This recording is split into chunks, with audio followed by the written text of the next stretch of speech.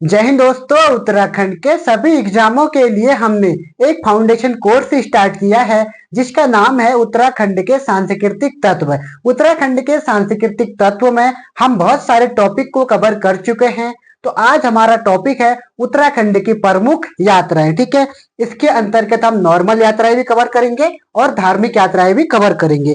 तो आज की जो पहली यात्रा है वह है नंदा राजजात यात्रा। ठीक है, नंदा राजजात यात्रा के बारे में हम डिटेल से देखेंगे। पहला पड़ाव क्या है और क्या कहाँ से शुरुआत होती है, ये सब हम देखेंगे। ठीक है, नंदा राजजात यात्रा। ठीक है, तो देखते हैं जो इसकी दूरी है वो 280 किलोमीटर की इसकी डिस्टेंस है, दूरी है। ठीक है, ये कुमाऊं प्लस गढ़वाल की सांस्कृतिक एकता का प्रतीक है।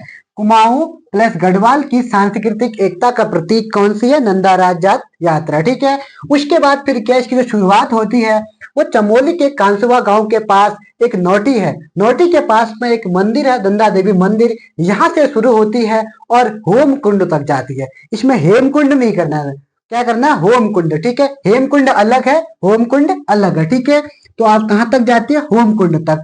ये क्या है? पैदल यात्रा है। ठीक है, पैदल यात्रा है। ठीक है, फिर उसके बाद अब कितने पड़ाव हैं? टोटल इसमें 20 पड़ाव हैं। लगभग 19 से 20 दिन इसमें लगते हैं इस पड़ाव को पार करने में, यानी कि हर पड़ाव को एक दिन लगता है पार करने में, एक हम कह सकते हैं। ठीक है, उसके बाद फिर क्या है? यह यात्रा प्रत्येक 12वें वर्ष चांदपुरी गढ़ के वंशज कांसुआ गांव के राजकुंवरों के नेतृत्व में आयोजित की जाती है। ठीक है, ये प्रत्येक 12वें वर्ष में लगती है। और कौन करता है इस यात्रा को? चांदपुर गढ़ी के वंशज चांदपुर गढ़ी के जो वंशज थे कांसुआ गांव के राजकुमारों या राजकुंवरों के नेतृत्व में आयोजित की जाती है, इसलिए इसे राजजात यात्रा बोलते हैं। ठीक है, यानी कि इसमें राजा लोग सम्मिलित है, इसलिए इस यात्रा को राजजात यात्रा कहते हैं। ठीक है, उसके बाद फिर क्या है? अब पुराणों के अनुसार कुछ मान्यताएं हैं जिसे भी हम देखते हैं।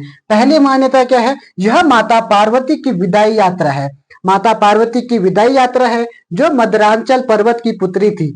आपसे पूछ सकता है जो माता पार्वती थी वो किसकी पुत्री थी? तो वो थी जो मंदरांचल पर्वत की पुत्री थी और उनका विवाह कैलाशपति शिव से हुआ था। ठीक है, महादेव भगवान शिव से इनका विवाह हुआ था। ठीक है, किसका? माता पार्वती का, जिसे हम नंदा कहते हैं। उसके बाद फिर क्या है? इस यात्रा में आगे आगे 4 सींगों वाला भेड़, जिसे हम कहते हैं मेढ़ा, मेढ़ा चलता है और उनके पीछे पीछे कांसुआ गांव के राजकुमार चलते हैं और उनके हाथ में होता है रिंगाल से निर्मित छंतोली। आपसे पूछ सकता है, ये वाला जो पॉइंट है ये आपसे पूछ सकता है। ठीक है, रिंगाल से निर्मित छंतोली होती है जो आगे लेकर चलता है, तत्पश्चात जनता निकलती है, उनके पीछे पीछे जनता चलती है। ठीक है, इस यात्रा का पहला पड़ाव नोटी से इड़ा बढ़ानी, इड़ा बढ़ानी, इसका जो पहला पड़ाव है वो नोटी से इड़ा बढ़ानी तक जाता है, जो नंदा का नैनीहाल भी है। ठीक है, जो माँ नंदा का नैनीहाल, यानी कि पहाड़ी में अगर कुमाऊनी में हम बात करें, नैनीहाल को बोलते हैं माकोट या मालाकोट। ठीक है, उसके बाद फिर क्या है? नंदा देवी का ससुराल का जो पहला पड़ाव पड़ता है वह है कुलसारी। कुलसारी में पड़ता है और जो कुलसारी है वो टोटल यात्रा का 9वां पड़ाव है। ठीक है, और पड़ाव भी हैं इसमें, लेकिन वो उतना इंपॉर्टेंट नहीं है, जो इंपॉर्टेंट है वो हम करेंगे। ठीक है, फिर उसके बाद इस यात्रा का 10वां पड़ाव नंद केसरी है। 10वां पड़ाव कौन सा है? नंद केसरी है, जहां पर पिंडर नदी के सहारे कुमाऊं के लोग पहुंचते हैं।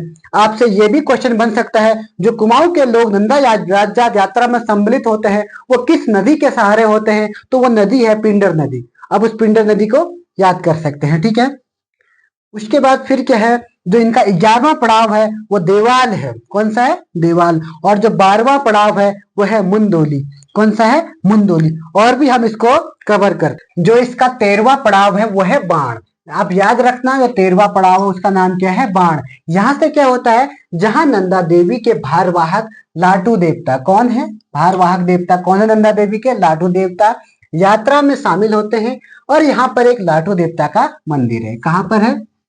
जहां से 13वां पड़ाव बाण है, जहां से नंदा देवी का एक भारवाहक देवता है जिसका नाम है लाटू देवता और उनका मंदिर भी यहीं पर स्थित है, वहां से यात्रा में ये शामिल होते हैं। उसके बाद फिर क्या है? बाण के बाद यात्रा गैरोली पाताल, गैरोली गैरोली पाताल जाती है। फिर बेदनी कुंड, इसमें बेदनी बुग्याल भी आता है, इस बात का आप ध्यान रखना। ठीक है, जो यात्रा होती है वो बेदनी बुग्याल से होकर ही जाती है, इस बात का ध्यान रखना। जो खनिज सहायक एग्जाम में ये क्वेश्चन पूछा गया था, तो आप बेदनी बुग्याल को भी याद रखना। उसके बाद फिर क्या है, जहां पर स्थित नंदा देवी मंदिर में ब्रह्म कमल से देवी की पूजा की जाती है। आजकल क्वेश्चन बहुत डीप बन रहे हैं, तो ऐसे भी आपसे पूछ सकता है जो ब्रह्म कमल से देवी की पूजा कहाँ की जाती है, किस पड़ाव में की जाती है।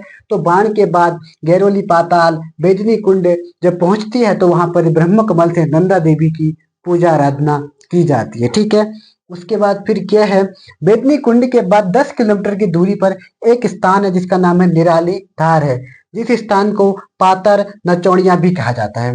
या तो इसको हम बोलेंगे निराली धार, या हम कह सकते हैं पातर नचौड़िया। पातर नचौड़िया भी कहा जाता है।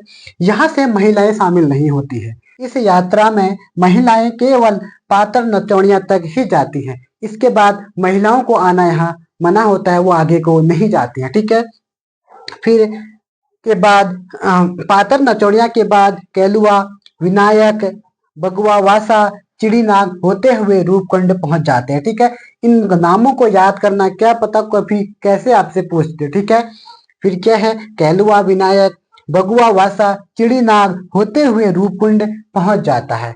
उसके बाद फिर ऐसे करते करते फिर 16वें पड़ाव में पहुंचता है। इसका 16वां पड़ाव क्या है, शिला समुद्र। 16वें पड़ाव शिला समुद्र तक पहुंचने के लिए जुरांगली दर्रा पार करना पड़ता है। आपसे ये क्वेश्चन बन सकता है, जो नंदा राजजात यात्रा में 16वें पड़ाव को पार करने के लिए किस दर्रे को पार करना पड़ता है, तो वो दर्रा है जुरांगली दर्रा। कौन सा है, जुरांगली दर्रा पार करना पड़ता है। इसके बाद कठिन मार्ग होते हुए अंतिम पड़ाव होमकुंड पहुंच जाता है। ठीक है, यहाँ तक इसकी यात्रा कितनी थी, 280 किलोमीटर। ठीक है, उसके बाद फिर है लगभग 4061 मीटर की ऊंचाई पर स्थित यह स्थान त्रिशूल पर्वत की तलहटी पर। कहाँ पर, त्रिशूल पर्वत की तलहटी पर। तलहटी का मतलब होता है नीचे पर स्थित है, जहां पर पूजा पाठ के बाद जो चौसिंगिया मेढा अपने साथ ले जाते हैं वो वहां पर इसको छोड़ देते हैं। ठीक है, उसको वहां पे छोड़ दिया जाता है। उसके बाद जो नंदा राजा यात्रा के लोग हैं वो वापस अपने अपने घर आ जाते हैं। ठीक है, फिर नंदा राजजात यात्रा 2013 में इस पर डाक टिकट जारी हुआ था। ऐसे भी क्वेश्चन बन सकता है, जो नंदा राजजात यात्रा है इस पर डाक टिकट कब जारी हुआ था, वो 2013 में हुआ था। ठीक है, जो नंदा राजजात यात्रा अंतिम थी वो कब हुई थी, 2014 में। कब से कब थी, 18 अगस्त 2014 से 6 सितंबर 2014 तक हुई थी। ठीक है, और उससे पहले कब हुई थी, 2000 में। क्योंकि नंदा राज्य यात्रा 12 वर्ष में होती है, जबकि यहाँ 14 वर्ष में हुई। इस बात का आप ध्यान रखना। ठीक है, 16वां पड़ाव भी हमने कवर कर लिया। ये जो मैंने पढ़ाई आपको, ये नंदा राज्य यात्रा बड़ी है, एक नंदा राज्य यात्रा छोटी भी है, उसको मैं आपको नेक्स्ट क्लास में कवर करवाऊंगा। ठीक है, तो आज के लिए इतना ही, फिर मिलेंगे नेक्स्ट क्लास में। तब तक के लिए जय हिंद, जय उत्तराखंड।